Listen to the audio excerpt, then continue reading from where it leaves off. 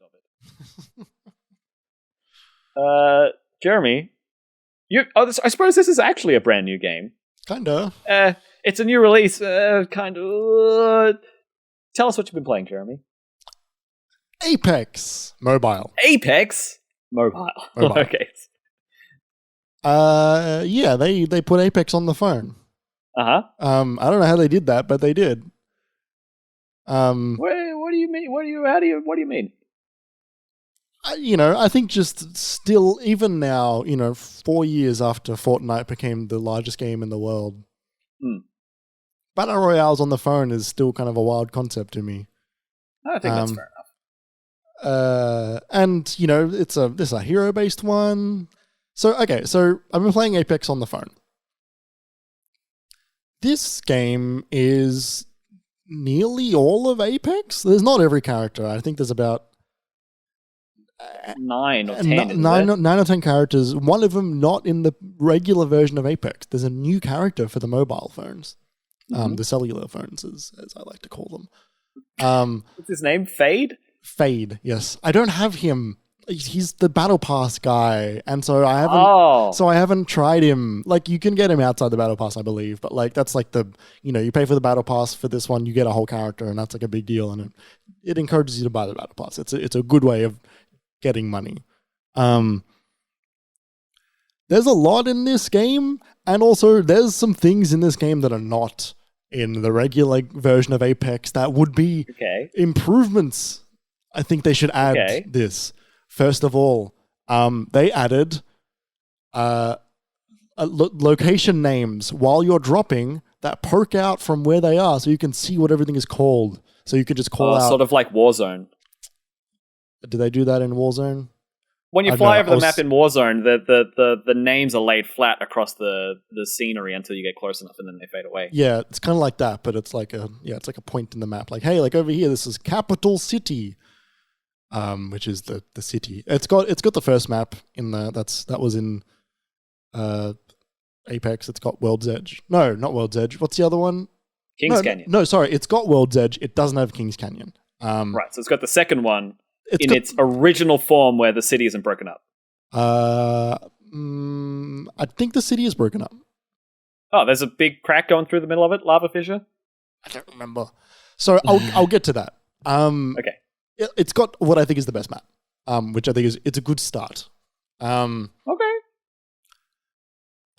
This game has team deathmatch.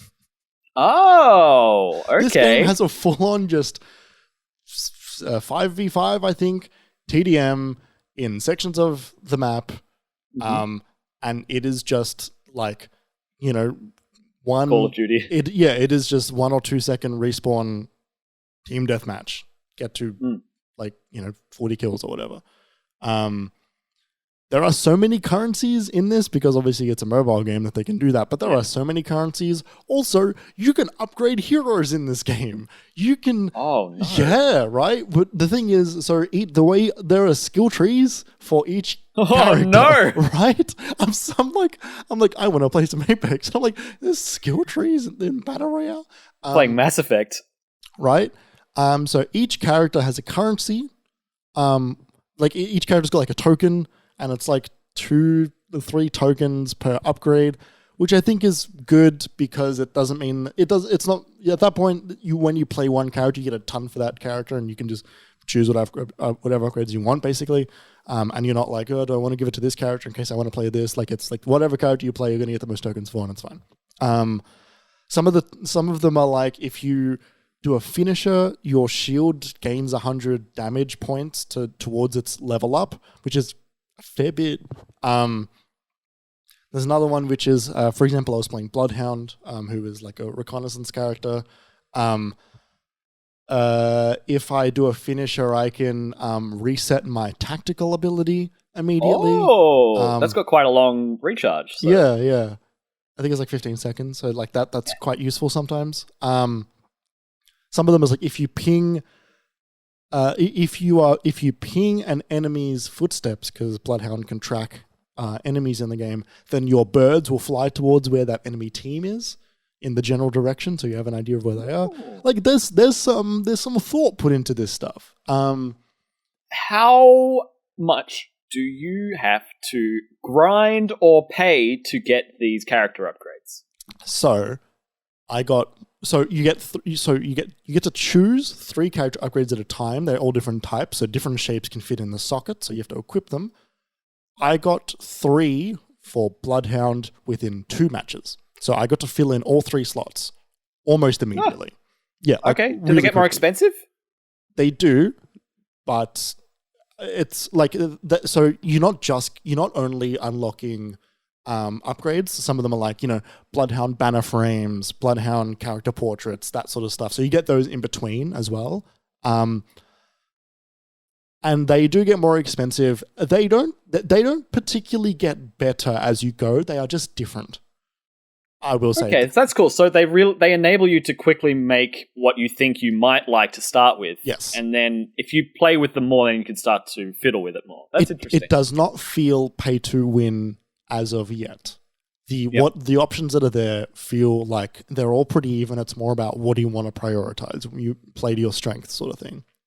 The great thing about being a battle royale on the mobile phone is that there is a lot less barrier to entry, which means that way more people are playing it, which means that we are winning games.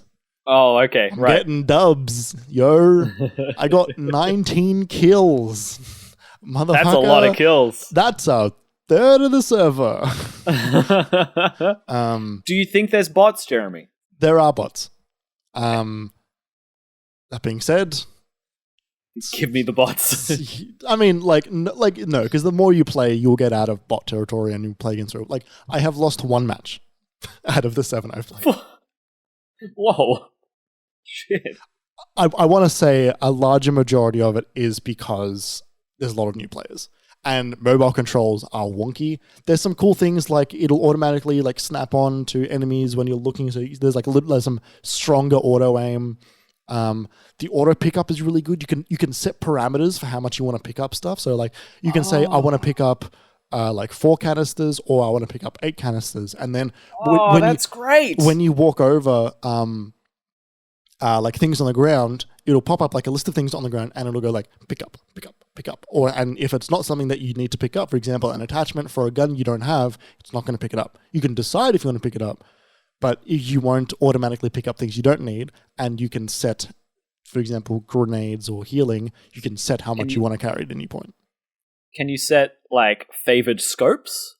Or I don't know. You might have to manually do that. I'm not too sure. Because those scopes are interesting, right? Where there's rarity of scopes, there's grey, there's blue, there's purple, but like you want different scopes for different guns, or like if it's really late game, you don't really need that much of a long range scope. So yeah, that's interesting. Yeah. I'm not too sure about that. There is some, for some reason, the Apex Mobile, so across players like if you're in a squad, the characters do automatic call outs and stuff.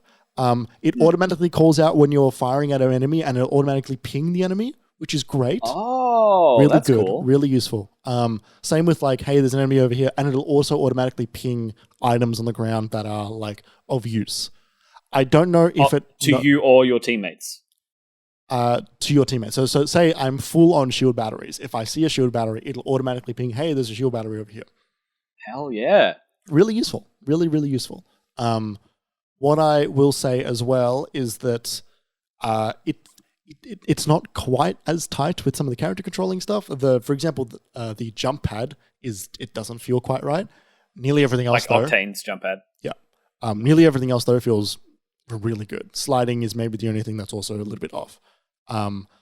It's got all like auto climbing. Because it's got auto climbing settings, but it also shows you like a bar of how long it will take you before you finish climbing the thing, which is kind of cool. There's a lot of like good, like quality of life improvements for this because they obviously have to make it for a smaller screen, things that less physical controls, right? Yeah, totally. It's harder to work and there's less to see. You can also set on auto fire as well. So if you're looking down a scope, you can tell it to automatically fire the gun. Which is interesting. I've been playing with an Xbox controller, which has also helped me definitely win. I was going to say that probably is Puts you above 95% of every other player on the server. Honestly, you'd be surprised. Okay. So I was playing with friend of the show, Ollie. Because we work together, just over lunch, we just play one game of Apex because we have an hour at lunch and a game probably takes about 25 minutes. So we go walk to lunch, grab coffee, come back, eat lunch, and then sit down and just play a game of Apex and then go to work. We're still about the same. It's just more comfortable for me, I think. I'm just making less mistakes. But there's a little bit of there's some glitches with that then introduced. For example, the map button, when I click the map button, which is the select button on the controller, the left-hand side guide button, it'll open up the map and also ask me if I want to quit.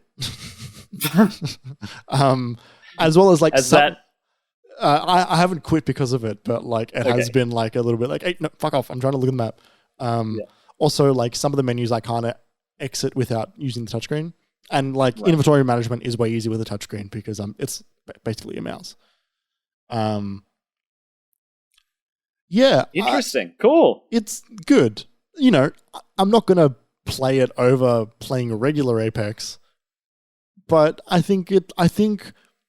hope these two games work in tandem to improve each other. Interesting. I think there's a good amount of things already in this game that should be added to the main game. What are your top three? I think the auto pickup stuff is great. I think it's really fucking useful being able to set parameters. You don't have to worry about the inventory management. You know the build you want to make. For example, I always know how much ammo I want to keep. I always know how much healing I want to keep, and it's usually the same every match. And it works for me. I would love to set those parameters. And then you have the option to adapt as the matches. Yeah, you can decide to override that if you want. You can say, no, I actually want to pick this up as well. But you can also decide not to. Super fucking useful. I think the auto pinging of enemies is very, very useful. I would love to have that as an inclusion. It just helps sort of make your teammates feel more important. Because if someone is if someone is either new to the game or deliberately not using the ping because they sort of don't really care about having teammates, it will at least make them be useful. And finally, I don't know, the names on the map I think are useful. I think it's good to just have defined names for callouts of places on the map. Because they're on the map itself, but being able to see them when you fly is really cool. Oh, there's one final thing as well. When you choose your character, you then, for about 5 seconds, you then go into a different menu, which is the final menu before you launch into the ship, which is, what skin do you want to use for this game?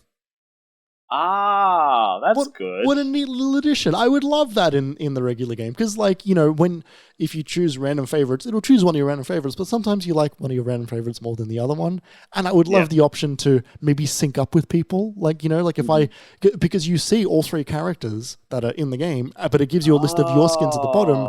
And so you can choose your one and you can try and sync up to be all red, for example. Yeah, I think it's pretty good. It's a free game. Okay, I think that's pretty great. Fun. I like the Apex. Yeah, I don't know. It's cool. Great. Okay. Awesome. Yeah, I wasn't expecting such a good reaction. Yeah, it's also got first person and third person modes as well. Because it's a mobile game. Some first person don't always work well for some people on phones, especially because they're at this point it's now just a direct competition with Fortnite and PUBG Mobile. Both of those games have first and third. Fortnite doesn't have first person, does it? No, Fortnite never did. No, PUBG definitely does. Fortnite is also not a separate client. Fortnite is the game. Yes, and as far as I'm aware, this game is completely separate. You are not playing against anyone that is not playing on mobile. Yeah, no, the version of the map you're playing on, the train's still running. That hasn't happened. Yes, that's Apex right. The train PC is still running. Yeah. Yes. That means that it is the old version of World's Edge. Yep. That's a good indicator. There you go. Well, cool. Yeah, it's cool. It's a fun thing to play once a day while I'm at work, and every now and again in the middle of the night when I should be going to sleep. Classic. Yeah. It's the kind of game that I'm like, that would be fun if I thought my battery would not suffer 40% for it. But it will, and I'll be more annoyed by that than I would be enjoying the game. My it gives you a battery indicator inside the game, which I think is very useful.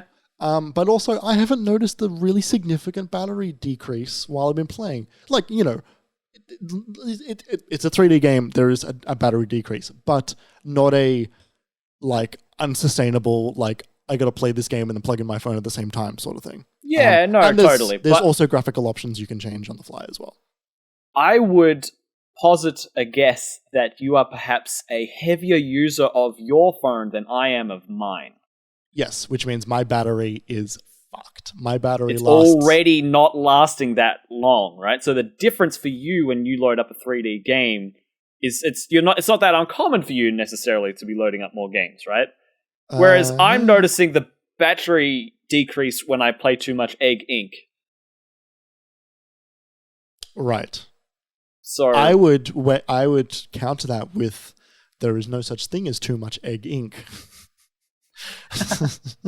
No, Egg Inc. I could suffer for. I got a long way in Egg Inc. I got like 2 eggs away from the end, I think. Wow.